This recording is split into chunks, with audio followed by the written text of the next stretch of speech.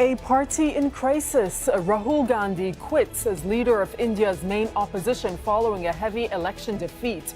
Is this the end of the dynasty that's dominated the country's politics for generations? And can the fractured Congress party survive? This is Inside Story. Hello and welcome to the program. I'm Dareen Abugaida. Mention politics in India and the name Gandhi would almost certainly come up. The family has been at the center of public life for decades, but the latest member of the Gandhi dynasty is looking to step away from the spotlight. Rahul Gandhi has resigned as leader of the main opposition party, the Indian National Congress. The 49-year-old took responsibility for big losses in this year's general election against the BJP of Prime Minister Narendra Modi. Gandhi called for the Congress to make hard decisions to rebuild the party, saying he does not support Modi's vision for India.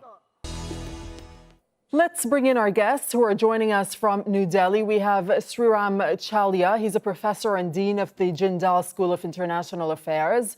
Vidya Subrahmanyam is a journalist and senior fellow at the Hindu Center for Politics and Public Policy. And rounding out our panel is Narendra Thakur, an associate professor at the Center for Political Studies at Jawaharlal Nehru University. Welcome to you all to Inside Story. Sreeram, your initial thoughts on Gandhi's resignation and what this means for him? Well, Dareen, I must say that voluntarily leaving is simply on paper, because even in 2004, when Rahul Gandhi's mother, Sonia Gandhi, quote unquote, sacrificed the prime ministerial position, she was still the puppeteer behind the scenes. And Dr. Manmohan Singh, who was a prime minister from 2004 to 2014, was pretty much taking his orders from Sonia Gandhi. So the same, I am afraid, is going to repeat here, because even though Rahul Gandhi is formally stepping aside, he has to, because they have suffered a major debacle, and it would look like he's too thick-skinned if he's at least not putting in his papers as the Congress party president.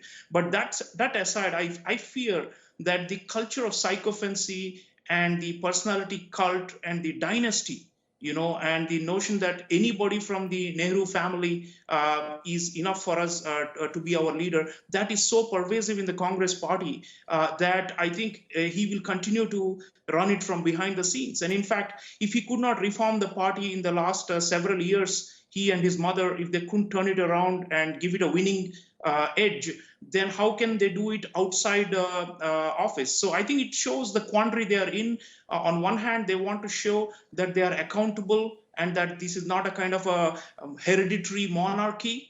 But on the other hand, they are really struggling to really rev up the party. The party is broken at the grassroots. So, Sreeram, when in his resignation letter, the Gandhi did say rebuilding the party requires hard decisions, and it is important for someone new to lead our party. You don't agree that that is the path he's going to follow? Dareen, I think this someone new is going to be a loyalist of the Nehru family, the Nehru Gandhi family. They will never accept a true outsider. Remember, I'll go back in history. 1991, there was a prime minister called Narasimha Rao. He was one of the few people who was not a sycophant of the Gandhi family who had become the Congress party president. And believe me, in 5 years, they undermined him so much from within the party that they dragged him down. So I think it's impossible for them to let go. The finances of the party, the treasury is in the hands of the Nehru family, and they will continue to be, using this like a puppet show from behind the scenes. Okay, so let's I'm put this to Narendra. Okay, let's put this to Sreeram. What do you think this means then for the National Congress? What state does it leave it in? Dareen, I am afraid that the Congress party is in a terminal decline. I don't see who could revive it in any major way. They have suffered two, significant blows in 2014 and again in 2019. Vidya is right in the sense that they are unable to find the right ideological pitch and the conviction of values and ideals with which they can win back power, or even do significantly better than last time. So I think it's a long climb for them. The parallel that comes to my mind is the People's Party in Pakistan, which is a similar dynastic party that goes back a long way. And there was Zulfikar Ali Bhutto, his daughter Benazir Bhutto, and now it's a pale shadow of its former self under the third generation of Bilawal Bhutto. And I fear that, whether Rahul is formally there or is running it as a puppet master from behind the scenes, he and his sister Priyanka, I'm afraid, lack the basic leadership qualities that India is looking for. So if you look at from the electorate's point of view, the Congress is not able to supply the kind of visionary leadership that they expect and that they're getting from Narendra Modi. So I think it's a tall ask for them. Rahul has been groomed in politics for nearly 15 years now. And he, I'm afraid, personally lacks the coherence and the competence that people expect in a national leader in a big country like India. You were mentioning Narendra Modi just a moment ago, Sreeram. How do you think the BJP is looking into this? I think they'll be quietly pleased that the Congress is in total disarray.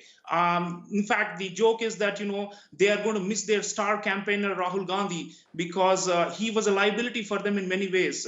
They had lampooned him as Pappu, which is a kind of a slang for someone who is a fool. And the public generally has bought that, narrative that there is a high level of personal incompetence and inability of Rahul to even utter a full speech in Hindi, which is the national language, which makes sense. So I think there are lots of liabilities that he brings to the table. So it's good in one way that he's stepping back, maybe good for democracy, good for us to have a better opposition. But from the public point of view, when they look at it, they think this is just a revolving door, and sooner or later they will again place the some Gandhi back in power. Maybe they're going to find a placeholder for a few years. And then, Rahul Gandhi is only 49. He has got age on his side. If nothing else, at least he has age. And, sooner or later, his day might come and they may again bring him back. So this is a kind of a, game or a gimmick, as many people suspect. And I'm afraid that the sincerity that one looks for in a national party is missing. And that's why they're struggling so much. Just final thoughts to Sreeram. How does the Congress renew itself going forward? Zareen, I don't see a major, resuscitation. I think they're in terminal illness, and the party, one should not, be surprised if it fragments and splits up into multiple smaller parties. That always happens when major parties are in long-term decline. I don't see this so-called resignation of Rahul Gandhi as anything very significant that will transform it. I would rather be skeptical and watch if really there is a new generation that emerges from below.